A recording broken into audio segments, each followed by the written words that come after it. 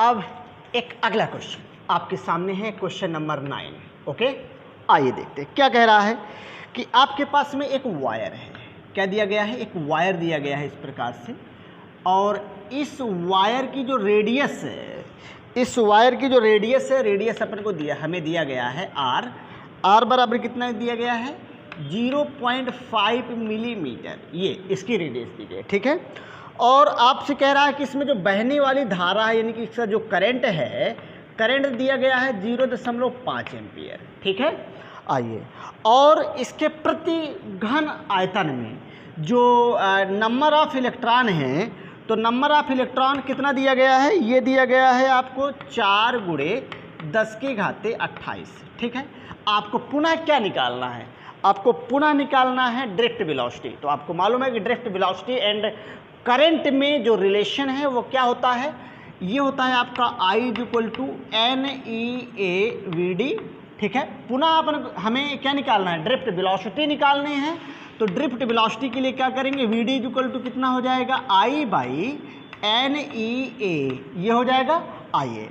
अब I की value दिया गया है 0.5। कितना दिया गया है? 0.5। N की वैल्यू हमें दिया गया है 4 × 10⁻28। ओके, और यहाँ पर E की वैल्यू होती है 1.6 × 10⁻⁻19। अब A कितना हो जाएगा? जरा ध्यान दें, A की वैल्यू हो जाएगी आपकी 3.14, ये तो हो ही जाएगा। पाई r² होता है, तो इंटू r में आप क्या लिख सकते हैं?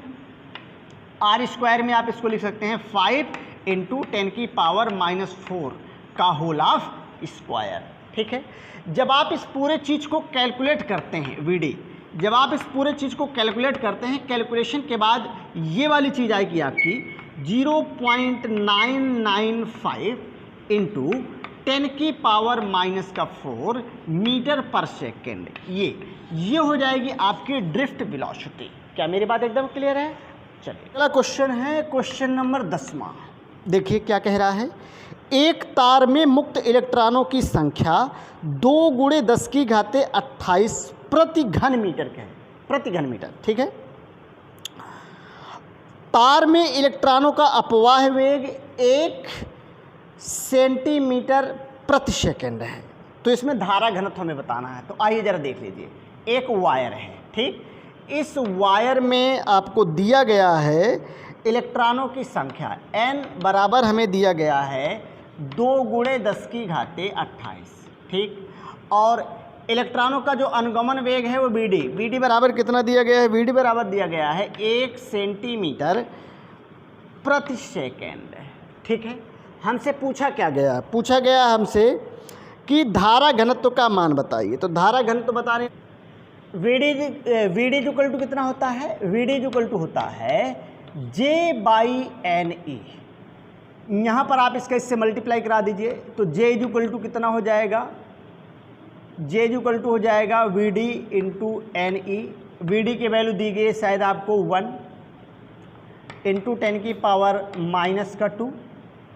N की वैल्यू हमें दिया गया है 2 × 10⁻28, और E की वैल्यू होती है 1.6 × 10⁻⁻90। ओके, अब ये कितना हो जाएगा भाई? 21 हो जाएगा। इसे आप लिख सकते हैं 3.2 ×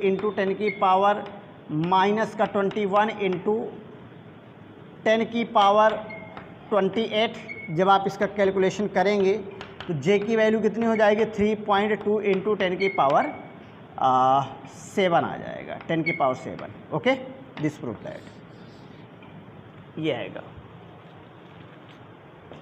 अगला है क्वेश्चन नंबर 11वां। देखिए 11 क्वेश्चन क्या कह रहा है। 1 × 10⁻⁷ मीटर स्क्वायर अनुप्रस्थ कॉट वाले तार में 3.6 एम्पियर की धारा प्रवाहित हो रही है।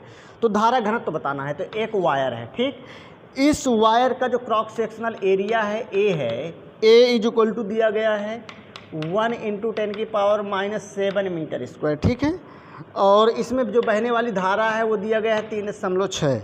आपसे पूछा क्या है? आपसे पूछा धारा घनत्व। तो धारा घनत्व मतलब J = क्या होता है? धारा घनत्व यानी J = होता है I/A।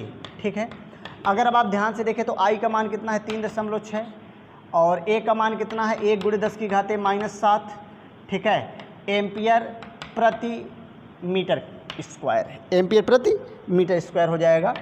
अब इसको आप ऊपर ले जाए तो कितना हो जाएगा 3.6 × 10⁻7, ठीक है, एम्पियर प्रति मीटर स्क्वायर। कोई खास नहीं है, बहुत आसान सवाल है सब ये।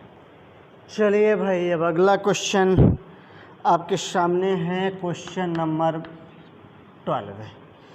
एक तार के अनुप्रस्थ कॉट का क्षेत्रफल 1 × 10⁻⁻7 मीटर स्क्वायर है। एक तार है, इसके अनुप्रस्थ कॉट का क्षेत्रफल ए बराबर दिया गया है 1 × 10⁻⁻7 मीटर स्क्वायर। अब आगे, तथा तार में मुक्त इलेक्ट्रॉनों की संख्या, तार में मुक्त इलेक्ट्रॉनों की संख्या ये जो n है, n = दिया गया है 2 × 10⁻28, ठीक। चलिए, तार में बहने वाली धारा, इस तार में जो बहने वाली धारा करंट आई है, आई बराबर दिया गया है 3.2, ठीक, 3.2 एम्पियर।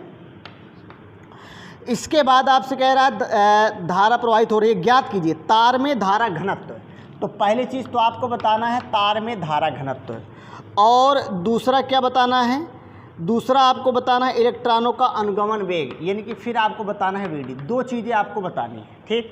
तो आइए देखिए, सबसे पहले तो आप निकाल लीजिए जे = कितना हो जाएगा, यानी कि धारा घनत्व जे = हो जाएगा I/A, क्लियर है। अब आप अगर यहाँ पर ध्यान से देखें तो I की वैल्यू आपको दिया गया है 3.2, ये A का मान आपको दिया गया है 1 × 10⁻⁻7, क्लियर है। ये आ गया J, तो J = कितना हो जाएगा 3.2 × 10⁻7, और क्या हो जाएगा आपका एम्पियर प्रति मीटर स्क्वायर। ये इसकी डायमेंशन भी आप, वो इसका मात्रक भी आप लिख दीजिए, क्लियर है। तो ये हो जाएगा आपका धारा घनत्व। अब आपको निकालनी है ड्रिफ्ट वेलोसिटी, ठीक है, अनुगमन वेग। तो VD = क्या हो जाएगा, VD = अगर आप ध्यान से देखें, ये होता है, आपको मालूम है कि I = होता है NEAVD, क्लियर। अब VD = कितना हो जाएगा, VD = हो जाएगा I/NEA। सभी वैल्यू उठा के रख दीजिए। I की वैल्यू 3.2, अब N की वैल्यू क्या दिया गया है 2 × 10⁻28, क्लियर है। अब E की वैल्यू कितनी हो जाएगी 1.6 × 10⁻⁻19, क्लियर। A की वैल्यू कितनी हो जाएगी × 10⁻⁻7, ठीक। अब जब आप इस पूरे चीज़ को क्लियर क्या करेंगे, आप सॉल्व करेंगे, तो सॉल्व करने के बाद पूरा जो कैलकुलेशन है वो लगभग आपका कितना आ जाएगा, ये आपका हो जाएगा 1 × 10⁻⁻2 मीटर पर सेकेंड। अब आप इसको सॉल्व कर लीजिए, ये आपको क्या मिल गई, ड्रिफ्ट वेलोसिटी। चलिए अब आपके सामने जो क्वेश्चन है वो क्वेश्चन नंबर 13 क्या कह रहा है, 1 मिलीमीटर व्यास के चांदी के एक तार। तो 1 मिलीमीटर व्यास का एक चांदी का तार लीजिए भैया, व्यास है तो मतलब 2R है, 2R = 1 मिलीमीटर, रेडियस में कन्वर्ट करेंगे 0.5 मिलीमीटर, ओके। तो आप इसको लिख सकते हैं 5 × 10⁻⁻4 का मीटर, R निकल आया। अब आगे क्या कह रहा है, 75 मिनट में 90 कूलाम आवेश बहता है। अब टाइम पीरियड इसमें कितने समय में 75, यानी कि टाइम पीरियड T बराबर है 75 मिनट। अब जाहिर सी बात है मिनट है तो सेकेंड में कन्वर्ट कर लीजिए, तो 75 × 60 सेकंड हो जाएगा, ठीक। ये क्या निकल आया, टाइम निकल आया। अब आपसे कह रहा है कितना कूलाम, 90 कूलाम आवेश इसमें बहता है। अब इसमें 75 मिनट में 90 कूलाम आवेश, यानी कि Q = आपका 90 कूलाम हो गया। सभी चीज़ें आप यहाँ पर वायर में लिखते जाइए, ठीक। अब आपसे कह रहा है यदि प्रति घन सेंटीमीटर आयतन में मुक्त इलेक्ट्रॉनों की संख्या 5.8 है × 10⁻22 हो, तो नंबर ऑफ इलेक्ट्रॉन, तो N = आपको दिया गया है 5.8 × 10⁻22, ये नंबर ऑफ इलेक्ट्रॉन, ठीक।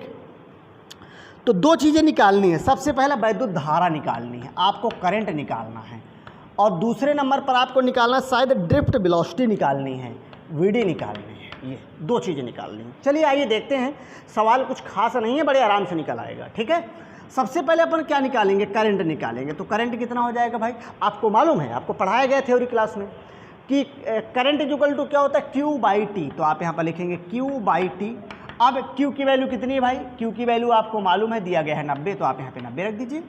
टाइम कितना दिया गया है, 75 गुणे 60, तो 75 गुणे 60 कर दिए, 0 से 0 कैंसिल, 3 त्रिका 9, 3 दूनी 6, 25 थी 75, 25 दूनी 50, यानी कि 1/50 बराबर 0.02 एम्पियर। ये इतना आ जाएगा। ये क्या निकल आया आपका, 0.02 एम्पियर आपका करंट निकाला है। ठीक है, अब इसके बाद आपसे क्या पूछा भाई, ड्रिफ्ट वेलोसिटी पूछी है। तो आइए इसको भी निकाल लेते हैं। ड्रिफ्ट वेलोसिटी यानी कि वीडी, तो वीडी निकालना अपन को, तो आपको मालूम है आई इक्वल टू क्या होता है, NEA वीडी होता है भाई। आइए देखिए आई की वैल्यू क्या दी है भाई, आई की वैल्यू ये है आगे 0.02। क्लियर। अब इसके बाद n की वैल्यू क्या दी है, n की वैल्यू दिया गया है बिल्कुल 5.8 इंटू 10 की पावर 22। क्लियर। E की वैल्यू होती है 1.6 इंटू 10 की पावर माइनस का 19। क्लियर। A, अच्छा A अपन को निकालना पड़ेगा क्या, बिल्कुल A हमें निकालना है। तो पाई आर स्क्वायर, तो पाई की वैल्यू तो रख ही सकते हैं ना, 3.14, 3.14 और आर स्क्वायर 25 गुणे 10 की घाते 8, क्या हो जाएगा 25 गुणे 10 की घाते माइनस का 8। क्लियर। तो अब हमें क्या निकालना है, इंटू वी डी, इंटू क्या हो जाएगा भाई, इंटू हो जाएगा वी डी, ये वी डी। तो अब हमें निकालनी है वी डी, तो वी डी इक्वल टू कितना हो जाएगा 0.02 बाई, अब पूरी वैल्यू उठा के रखिए, इसमें जो घात है उसको चाहे सिंगल में कर लीजिए, आप घात वाले को सिंगल कर लीजिए, एक ये वाला पार्ट हो गया, एक आपका ये वाला पार्ट हो गया, एक आपका ये वाला पार्ट, इनको क्लियर करिए एक साथ। तो ये हो जाएगा 10 की घाते 22, 8 27, तो 10 की घाते माइनस का आपका पहुंच जाएगा 5, 10 की घाते -5, क्यों सही है। तो आप रखिए इसको 5.8 इंटू 1.6 इंटू 3.14 इंटू 25 इंटू 10 की पावर माइनस का 5। क्लियर है। और जब आप इसको पूरा क्या करेंगे भाई, कैलकुलेट करें, जब आप इस पूरी चीज़ को क्या करेंगे, कैलकुलेट करेंगे, तो कैलकुलेशन के बाद आएगा 2.7 गुणे 10 की घाते माइनस का 4 सेंटीमीटर पर सेकंड। मेरी बात एकदम क्लियर है। ये जो आपने निकाला है, ये क्या निकाला आपने, ये आपने निकाला है ड्रिफ्ट वेलोसिटी यानी कि अनुगमन वेग। 14वां क्वेश्चन, एक लोहे की छड़ की लंबाई 4 मीटर, लोहे की छड़ लंबाई 4 मीटर। क्लियर है। चलिए इसके बाद अनुप्रस्थ परिच्छेद का क्षेत्रफल, आपको इसका जो क्रॉस सेक्शनल एरिया है ए बराबर कितना दिया गया है 2 गुणे 10 की घाते -4। ठीक है। चलिए आइए भाई, इसके बाद आपसे कह रहा है इसका विशिष्ट प्रतिरोध भी दिया गया है। अरे वाह क्या बात है, इसका विशिष्ट प्रतिरोध दिया गया है 10 गुणे 10 की घाते -6। आपसे रेजिस्टेंस पूछा है, तो क्या बात है, कोई खास बात नहीं है। आपको मालूम है कि R इक्वल टू होता है रो इंटू एल बाई ए। ठीक है। रो की वैल्यू कितनी दिया गया है 10 की घाते -5, एल की वैल्यू कितनी दी गई है 4, और ए की वैल्यू कितना दिया गया है 2 गुणे 10 की घाते -4। लो भाई, अब 2 दूनी 4, अब आप इसको कहाँ ले जाएंगे, ऊपर ले जाएंगे, तो कितना हो जाएगा, ये 2 हो जाएगा, ऊपर जाएगा तो प्लस का हो जाएगा, प्लस का 4 क्यों होगा, 4 5, हाँ ठीक है। तो आप इसको क्या लिख सकते हैं भाई, ये हो जाएगा 2 गुणे 10 की घाते -1, आप इसको लिख सकते हैं 0.2 ओम। क्लियर।